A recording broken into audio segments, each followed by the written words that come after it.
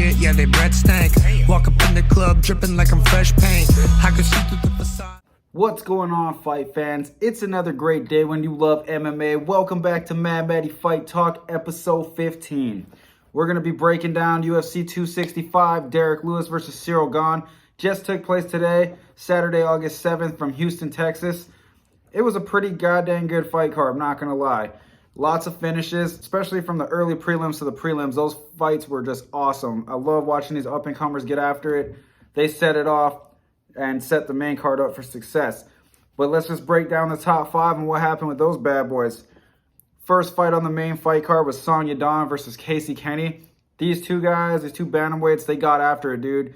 It was pretty high pace, pretty technical. They were trading a lot back and forth. It was a good contest. Both fighters were bringing it. Sonya Dawn, you know, he looked like he was landing a little bit more throughout the fight than Kenney. Casey thought that he was clearly won the fight, especially when they announced a decision. He jumped up on the fence and was like, oh man, you guys know I won. I don't think so. They were both landing nice shots. Sonya looked like he was taking advantage of the openings that were there. He was creating openings. He was countering off his back foot a lot. Casey was pushing the pace, but he was getting beat up a lot while he was doing that. That fight was just really close. It was a really good fight overall. Not too much to say on that one, other than it was a high-paced fight and pretty interesting. We go up to the next fight on the fight card. We had Torres versus Angela Hill. That fight, I expected a lot of fireworks out of, and that's what we got for the most part. I thought Angela Hill was going to be a lot more technical than what she was. She kind of just pushed forward the entire time, didn't really utilize head movement, and she was getting beat up by the side kicks and the punches from Torres. Torres did a great job keeping her on the outside. She did a good job keeping the fight standing. I feel like if Angela would have took the fight to the ground, it would have been a lot more interesting. She kind of just sat on the outside and got beat up almost the entire fight. Torres just looked like she was throwing everything at her. There's a few points where Angela took her down, got into mount, had some success, but wasn't able to really do anything standing up other than just showcase her face can take a beating, because Torres just put it on her ass. And from first round to third round, there wasn't really anything spectacular that Angela did. There was a moment of greatness where she got into full mount, like I said, and that was it. You know, other than that, she didn't really showcase anything special. I expected a lot out of her in that fight. Didn't quite get it. Tisha, on the other hand, she's looking pretty damn dominant. She looked fast as hell. Hands were lightning. I want to see a little bit more sit down and power with it. I want to see some side kicks to the face. But other than that, it was a good fight. I went to decision. Torres won unanimously. I don't disagree with that in any way. Complete domination in my eyes. But yeah, you know, it is what it is. Moving right along, Michael Chiesa versus Vicente Luque. This fight I was extremely hyped for. Both guys I love watching. To me, it's a grappler versus a striker. Vicente can do a little bit of both, so that's where it made it very interesting, is that he's good at grappling, but he's really, really good at striking too. Chiesa, he's not really known for striking, but that dude is a beast on the ground. He just destroys people. So I was very excited for this fight. The fight was I wouldn't even say exactly how I pictured it. That fight was just crazy. Like, Chiesa kind of just circled the cage in the beginning. He took his time. He landed a nasty 1-2 that cut open Luque right away. Luque kind of closed the gap. They went to the ground. Chiesa immediately took his back, had him in a rear naked choke. It looked like it was going to be a first round finish. He was doing really, really well.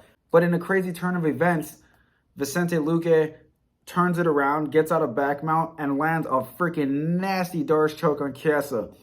From that point, there was no turning back. He ended up getting Chiesa to tap out, which I thought was amazing, because Chiesa is one of those guys he's a beast grappler. He out-grapples the grapplers.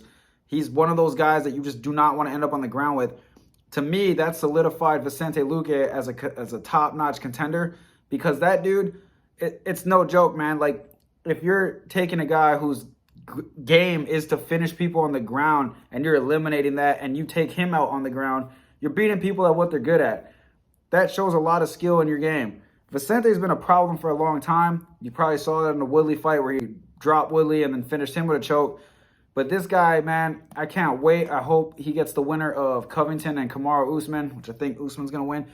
I really want to see him fight for the title next. This guy's saying in his post-fight interviews that he wants to He doesn't like to wait around. He kind of wants to just take another fight. If it's going to be a long layoff for like a year or whatever, I don't really want to do that. I just want to get back into the fire. I'm like, bro, you've earned yourself a contendership. Keep that. Fight for the belt. Then you're going to be getting big money fights, and you're going to get to fight the top guys all the time. So I'm extremely hyped for that guy, man. I've been watching Vicente for a long time. This fight was really crazy, and it took a different direction. Chiesa looked like he was completely controlling the first round for as long as it lasted. And when Vicente got his chance, he ended the fight. That guy's a finisher, and he's a problem. So I'm just saying, man, I would love to see him fight for the title. That was a dope fight to watch in my eyes. Moving right along, we had number 5, Jose Aldo, taking on number 9, Pedro Munoz. This fight, I was super, super excited for. Pedro Munoz is just a freaking banger. Every fight that guy's in is just lights out, brawling, balls to the wall. The dude brings it. I love watching that guy fight. He's become one of my favorite fighters just because of his aggressive style, and no matter what happens, it's always going to be a good fight. Jose Aldo, on the other hand, I've been watching this guy since I was like in the 10th grade, dude. He's still fighting. I remember when he was the 145 champ. I remember when he was fighting in WEC. He is a problem. He's a beast. He's a bad, bad motherfucker. Like, I love watching that guy fight. He has a very aggressive style. The only thing is he's a lot older now, and he cuts down to 135. It's amazing that he can even do that, because when I was watching him before, he had problems making it to 145. I don't know what kind of nutrition they got this fool on, but they are doing the right shit in the UFC. It's amazing. So the fight happens. Jose Aldo and Munoz, very technical striking battle. It just looked like Jose Aldo had the speed advantage more than anything. I think that Munoz was waiting too much, and he was doing a lot of spinning shit. He was waiting for these opportunities to spinning heel kick him and throw these spinning roundhouses. I don't like that. I didn't think that was helping him in any fashion. He didn't land any one of those kicks.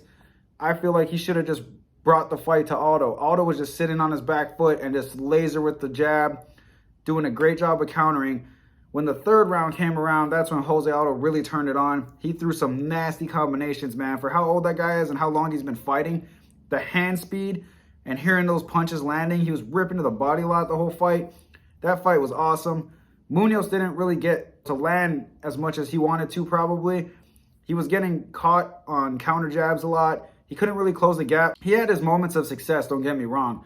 But there were times where Aldo just looked like he was in complete control. He was controlling the distance. He was controlling the pace. Especially in the third round, he turned it on, and there was no turning back from there. To me, Aldo is a contender as well. I would love to see him fight, top 3 or even for the belt. That guy's a savage. He's been fighting my whole life, and I don't even know how this guy's still doing it. Say CTE's a thing? Shit, who knows?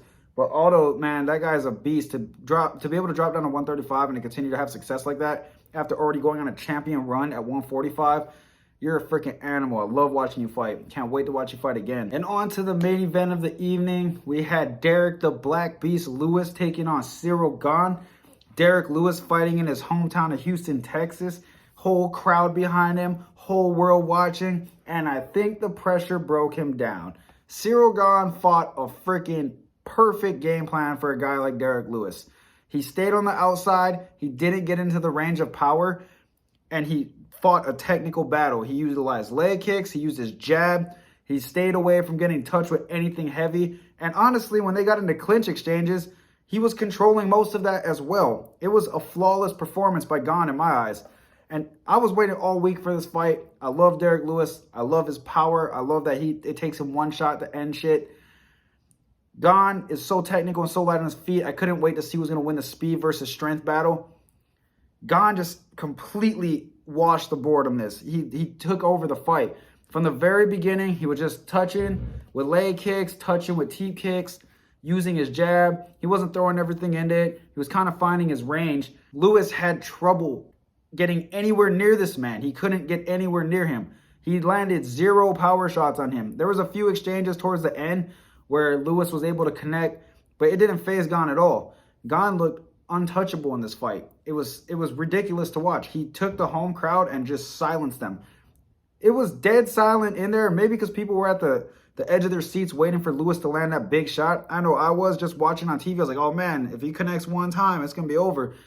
But while you're waiting, you start seeing Gane just connecting more, speeding it up, using his movement. He was moving just beautifully. For a heavyweight, it was amazing to see that. A lot of people say Stipe is very light on his feet and he's very good at what he does. Gane is just amazing. He's super hard to touch. Lewis had no answer of cutting him off, no technical abilities of cutting him off. He was relying on that one tool that he had. Mixed martial arts on the highest level, you can't just rely on the only tool in the bag, man. If you have a nasty right hand, good for you. You know you're fighting a technical guy and you know you're going to need to cut him off. He had no lateral movement. He just sat back and waited, basically. He didn't check any kicks. Gane was just landing leg kicks whenever he wanted. And yeah, you might think, big deal. He was just touching them. Those add up throughout a fight, and you build confidence by touching somebody. If you're constantly landing, if you're just poking your jab and it's touching their face, you know what you're going to think? Oh, I got my timing down. Bang, I'm just going to start nailing it. Same thing with the Aldo and Munoz fight. Aldo established his jab, and that was it. Controlled the distance from there. Same thing in this fight. Gane was able to touch his leg, and start drilling those in the third round. I think he was waiting to make sure that Lewis, wasn't going to come in heavy, and he was just going to sit there and start teeing off with the body kicks and leg kicks. And when time came to finish the fight, Gane poured it on him. He wasted no time. He threw heavy. He caught Lewis. You could tell Lewis was hurt. He covered up. Shout out to the ref. He gave him every chance that he possibly could to let Lewis stay in the fight.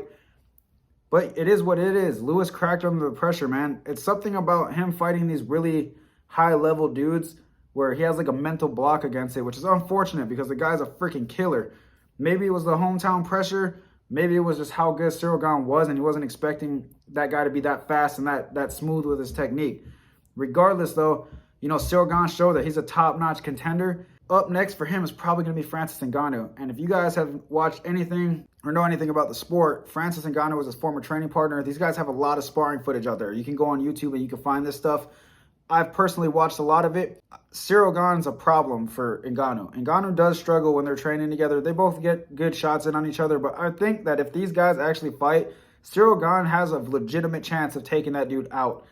It might go 5 rounds, it might be a knockout, who knows? But Gane fights a smart battle, and he finishes it when he needs to. That is really exciting to see, especially if he's going to be fighting Francis Ngannou, who has the power and now is developing the wrestling. It's going to be a very interesting matchup when these guys face off. 1, they're former training partners. 2, completely different styles. And Gane is a little bit more technical of a striker and has literally killer power.